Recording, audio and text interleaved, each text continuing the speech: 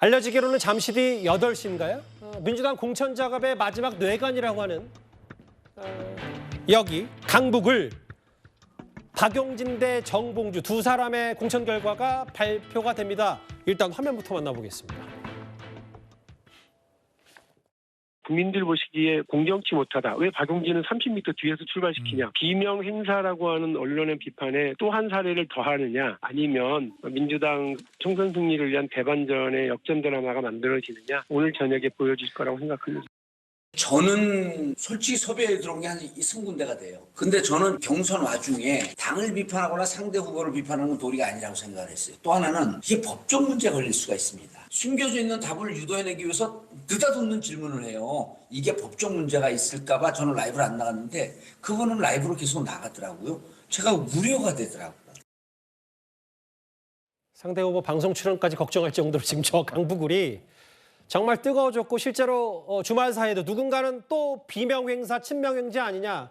민주당 내 일부 비주류는 그런 비판들을 계속 쏟아낼 수도 있어서 상대당으로서 어떻게 보십니까? 윤기창 부위원장님. 일단 박용진 의원이 스스로 공개를 했고 결선까지 가는 과정도 쉽지 않았다 본인 스스로. 꼴찌 받고 30% 감산하고 뚜껑 열어보면 어느 정도 결과 판세가 나올지 예측이 좀 되십니까? 30% 감산을 하게 되면요. 본인 득표한 득표 수의 30%를 빼는 거거든요. 네. 그러면은 본인이 실제 상대방을 2인 경선에서 이기려고 그러면 59%를 얻어야 됩니다. 상당히 높은 득표율입니다. 그리고 50% 이제 국민의힘 용어로 말하면 책임당원과 나머지 50% 일반 국민 여론조사의 합산인데 근데 사실 일반 국민 여론조사도 응답하는 비율을 보면 당원분들이 많이 응답하기 때문에 예. 결국 당심을 좌우할 수 있는 분이 당선될 가능성이 크다. 그렇다면 당심은 이미 여러 가지 뭐 경선 룰이라든가 그다음에 10% 하위 10%에 해당하는 박용진 의원의 상황 이런 것들을 감안하면 당심은 나와 있는 거거든요. 그렇다면 저것은 사실 컷오프하고 다름없어요. 컷오프를 시켰는데 살아난다 그러면 사실 박용진 의원의 정치적인 자산은 굉장히 커지는 거지만 예. 어쨌든 민주당의 공천에서 가장 이상한 부분이 이 강북을 박용진 의원의 하위 10%에 해당하게 만든 것이다. 예. 그렇다면 이 부분이 만약에 여기서 살아나게 되면 그런 정치적 자산을 얻지만 죽게 되면 박용진 의원이 떨어지게 되면 저는 민주당에서 서울 판세에 큰 변화를 초래할 것이다. 아하.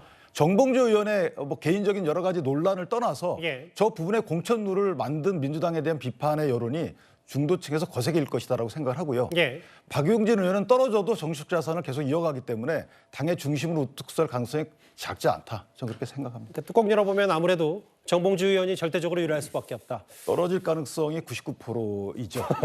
제가 경선을 해봤는데 예. 30% 감산을 하게 되면요. 예. 사실은 이기기가 굉장히 어렵습니다. 예. 그러니까 정봉주 의원이 가산점은 없을 텐데 감산이 30%라 그러면 저런 노골적인 상황에서 천하의 박용진 의원도 뚫고 나오기 굉장히 어렵습니다. 뭐 단언할 수는 없고 뭐 아직 뚜껑 열어봐야 하니까요. 다만 쉽지 않은 건 분명하다라는 의견을 주셨어요.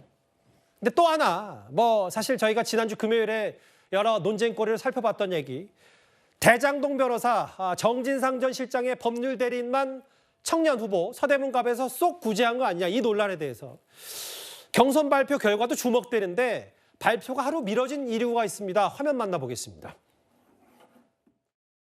잘 알고 계시는 서대문갑 그 전략선거구 경선 후보자 의결의 건 의결했습니다. 기존 서류 심사와 그리고 공개 오디션 거쳐서 3인 후보로 압축됐고요. 권지웅, 김규현, 김동아 후보로 의결했다는 말씀드립니다. 김동아 후보가 아니었는데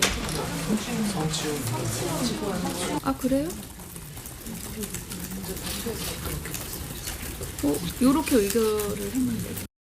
시민단체와 사회단체 그리고 여성단체 등에서 그 부분에 대해서 강력한 문제 제기가 있어가지고 우리같이 정치하는 집단에서는 국민적 요청에 기민하게 대응할 필요가 있다. 대장동 변호사요? 그런 것들을 고려했으면은 어제 결정해서 발표를 하지 그분을 제책할 이유는 없지 않겠습니까? 여기도 좀 주목돼요. 우상호 의원의 불출마로 빈자리 그곳에 어떤 청년 후보들이 될 것인가. 이 화면 서대문갑의 이 정도의 흐름은 저희가 주말 사이 혹은 지난주 금요일 뉴스탑탄에서도 전해드린 바 있는데 궁금했어요. 근데 이제 서버가 다운되는 얘기까지 있고 경선 발표가 연기됐다. 뭐 서버 다운됐으니까 여러 관심이 있는지 모르겠습니다만 결국 김동아 변호사가 될지 안 될지가 역시 관전 포인트네요, 이현정 의원님. 그렇다고 봐야죠. 서버가 다운될 정도로 전화가 집중적으로 모였다면 뭔가 조직적인 세력들이 뭔가 전화를 집중적으로 건 거 아닌가라는 저는 의심을 합니다. 그런 결과를 보면 아마 이쪽도 상당히 아마 결과가 이제 주목되는데, 저는 안규백 위원장의 말을 보면 좀 황당합니다. 왜냐하면 이미 다 노출되고 문제가 드러났는데 갑자기 무슨 시민단체가 전화했다고 그냥 잘라버려요? 아니, 그런 공천이 세상에 어디 있습니까? 누가 전화했습니까? 무슨 뭐 이 개인의 이름으로 전화한 건가요? 아니면 조직의 이름으로 전화한 건가요?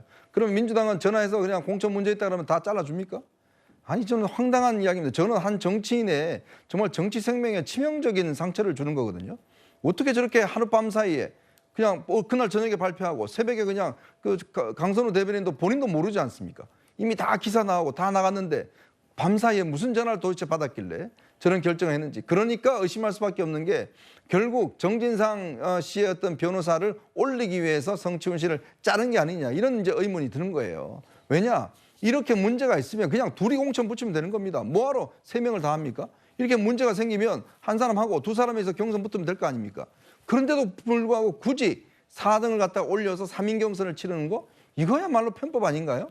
저는 결국은 이 공천 자체가 지금 민주당에 드러나고 있는 여러 가지 문제의 어떤 공천 문제 상징적이다. 즉 이재명 대표의 대장동 사건 관련된 그 변호인을 살리기 위해서 또 이렇게 한 거 아니냐. 만약에 김동아 후보가 된다 그러면 그 의혹은 더 커질 것 같습니다. 근데 이제 이재명 대표의 최측근 중에 정무조정 부실장 중에 한 명인 김지호 부실장이 또 SNS에 김동아 샵 성주 대변인님. 네. 몰라요. 저도 이 박용진, 정봉주 누가 이길지, 혹은 여기도 누구일지는 모르는데, 그렇죠. 다만 아까 지난주인가에 이재명 대표가 뭐 당의 주인은 당원이다, 뭐 맞는 얘기죠, 언론적으로. 그런데 이제 저렇게 뭐 친명계나 혹은 이재명 대표가 약간의 가해들을 줘서 한쪽으로 비명행사, 친명행자로 몰아가는 듯한 시스템을 이체적으로 만들어 준 게 문제 아니냐는 취지. 공개 지지, 뭐 저건 논란이 아닙니다. 어쨌든 공개 지지할 수 있으니까. 그러면 또 이제 강성 지지자들 다 김동아 변호사 투표할 테고, 모르지만, 단언할 수 없지만 어떻게 보세요? 그러니까 이제 뭐 제가 당직을 맡는 입장에서 여기에 대해서 방어를 좀 해야 되는데 방어하기가 쉽지 않아요. 왜 그러냐면 서대문 갑 지역은 청년 전략 특구로 정했다는 것은 청년들을 우리가 이번 공천에서 우대하겠다라는 게 주요한 메시지입니다. 그 효과를 봐야 되죠. 그런데 그 효과는 사라지고 여기에는 뭔가 찝찝한 공천이 이루어지는 거 아니냐라는 부정적인 이미지가 결국에는 더 씌워졌습니다. 왜 그러냐면 예를 들어서 굳이 전날에 발표했다가 하루 만에 뒤집는 이런 것들이 오해를 불러일으키지 않을지, 그리고 나서 설사 시민단체나 여성단체에서 문제를 강력히 제기해서 그럴 수밖에 없었다면 그 이유가 무엇인지, 그리고 왜 산민이어야만 되는지, 그래서 차점자를 올려야 되는지, 이런 설명들이 없이 기존에 어젯밤에는 이 삼배선에 드렸던 청년 정치는요, 다음날 자기도 모르는 사이에 바뀌었어요, 명단이. 이런 것들을 과연 어떻게 그거를 이해를 할 것인지에 대해서 참 좀 변명하기가 그래요. 조금 더 관리력이 좀 수월했으면 좋겠다라는 측면에서는 청년 특구로 지정한 이 효과가 말하자면은 좀 상쇄돼 버렸다. 그리고 두 번째는 말하자면 지금 이재명 대표와 가깝다는 전 부실장이죠. 지금은 이제 부대변인으로 임명이 됐습니다. 김지호 부대변인인데 저렇게 노골적으로 한 사람에 대해서 좌표 찢듯이 이렇게 올려버리면 이건 또 오해잖아요.